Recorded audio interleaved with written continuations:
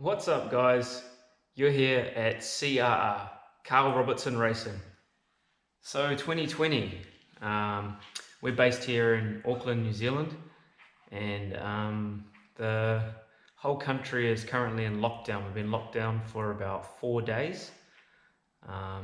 Everyone's been told to stay home, only go out if you're an essential service, and only go out if you need essentials like groceries or fuel if you're having to go to work. So yeah, I'm in a funny position. Work-wise, we're in a good position with my main line of work.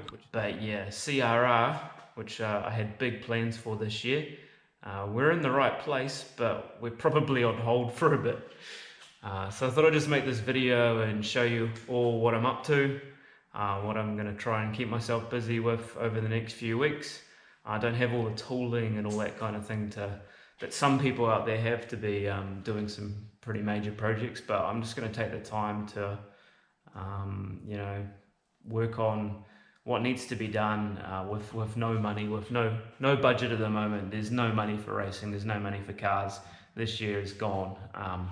We just got to make sure that we do the best we can with our free labor. So thanks for tuning in, and let's get into it, eh? So I thought I'd start off with a bit of a walk around of the space. So we've got about 100 square meters. Wouldn't say high stud, but medium stud. And I wanted a place where I could keep at least 2 race cars, be able to drive the trailer and the tow vehicle into the space, because I do quite a lot of late night racing. So I wanted to be able to come home, not unload, and just reverse straight in. So as you can see, the ute has a little bit of clearance there, and there's the ute. And there's JR waiting on the trailer. Here's this guy that you've been seeing a bit of over the last few months. Pretty much done, this car. Just sitting waiting. So I think we'll be focusing on JR once everything gets back up and running. And this guy's had a real good run. He did an amazing job at Leadfoot. Just minor, tiny little mechanical stuff, but the team was well on top of it. Now the lighting's not too great, and the audio is probably not that great either, but these are things that I wasn't going to rush out and buy. I knew I needed them, but I was not classing them as essentials, so they didn't happen. But lighting on the outside's good, it's just the engine bays in it. This is our Evo 6 engine. Actually, if I lift this up, hang on. Give me 2 seconds. Yeah, there you go. Right up. Perfect. So that's our Evo 6 engine and our Evo 9 turbo. DNG setup, flawless car. Ran perfectly at Leadfoot. I drove the wheels off it because that's what I wanted, and we had a bloody good time.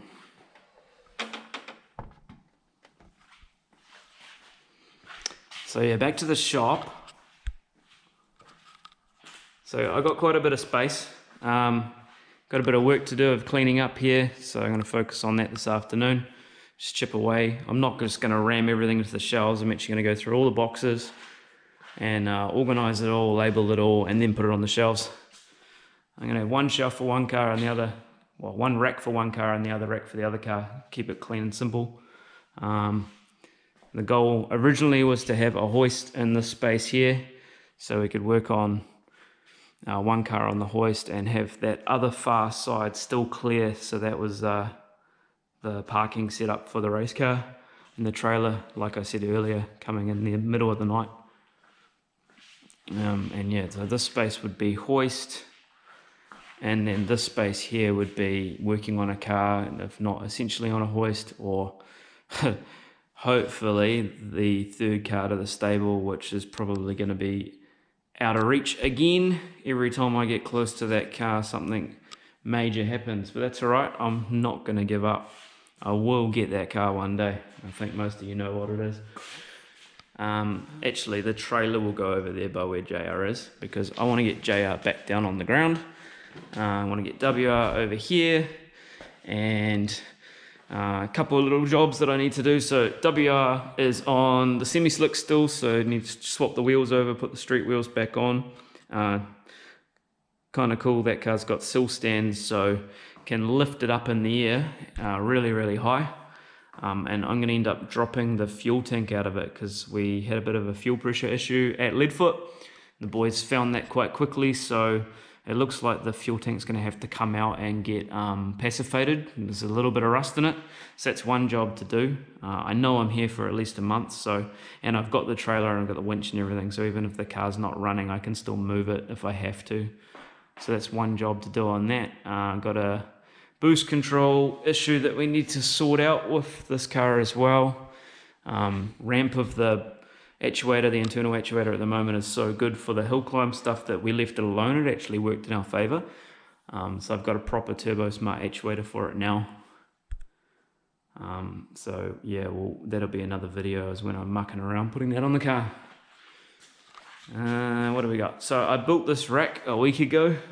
This is a setup. I've been dragging a whole bunch of stuff from version 2 around, and it gets in the way. I definitely want to put JR back to version 2 once we've finished with our goals with the drag setup of version 3. So because I love version 2. Version 2 is the white, the look, everything, the wing. It's just the sexiest look of that car ever.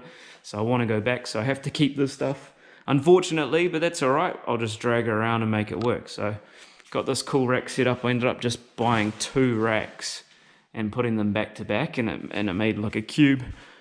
So down the bottom we've got the LMs, they're just waiting, wrapped up in there. We've got the steel boot and the WRC wing set up. In there, that's going to be the molds for the bonnets and all those things, and probably the molds for the boot too, because there's like 7 pieces. So they'll go in there. At the moment I'm just chucking my safety gear in because I'm trying to get it out of the way. Got another carbon fiber bonnet in there. That is the one from version 1 JR when we hit the wall.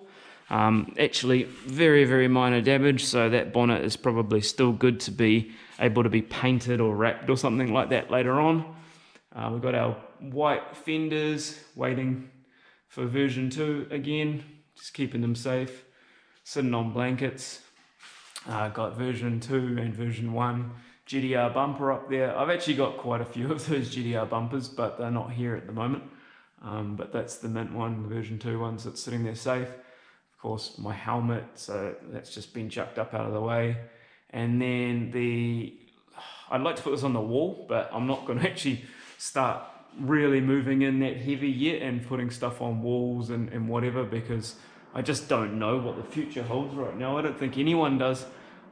So that's just been chucked up there. That's the corner of the WR bumper that hit the hay bales at Leadfoot in 2019, and then I took it up to Whangarei for the rally and got Ken Block to sign it for me, which means a lot because he's such a cosy nut. So I'm going to keep that for a long time. I think I might even get it cleared so it will lock his signature in there. And back to JR. So you would have seen recently put a post up of this front end. That picture was taken at the performance car photo shoot a couple of weeks ago, or maybe a month ago now actually. At that point in time, everything was all go, and yeah, front end's all done, all on. I was just thinking, where are all the tires and everything? And I think they're actually still in the car. Yeah, look, they are. Look, there you go. The wheels, the skinny rears and the big slicks, they're all in the car. That made it easy to transport, I guess. Forgotten, there's been so much going on. So yeah, JR's goal is get it off the trailer, get it on the ground. One project that I will do here while I'm stuck is I'm going to put the power steering back in. The Americans said that they don't use power steering. And all their Hondas that they race over there, they race with no power steering, but I'm starting to think that the groove of their track is so much better it doesn't really matter. But I've done about 7 runs with no power steering so far, and it's bloody scary. If the car comes out of the groove, it just goes straight for the wall. So, and with the wide tire, you got no chance of pulling it back. You're like hanging on it, and unfortunately, my brain doesn't let my pedal lift, so I just start steering straight towards the wall. So that's a project that we're going to be doing, and that'll be in another video too. So yeah, thanks for tuning in, guys. I thought that I'd just try and do my part and help create some content for everyone, because everyone's stuck outside. We know we're all facing some difficult times together, so anything to get through the boredom is obviously going to help. Yeah, everyone's got different situations. Some people live in workshops and they're just carrying on as usual. I live upstairs in an apartment. I wouldn't call this a workshop. It's more of a race shop where the cars are kept. And I did have big plans, and hopefully those plans will still come through in the future, but it's just going to be a bit of a delay. All we can do is stay positive and chip away at what we've got to do, and we'll come out good on the other side.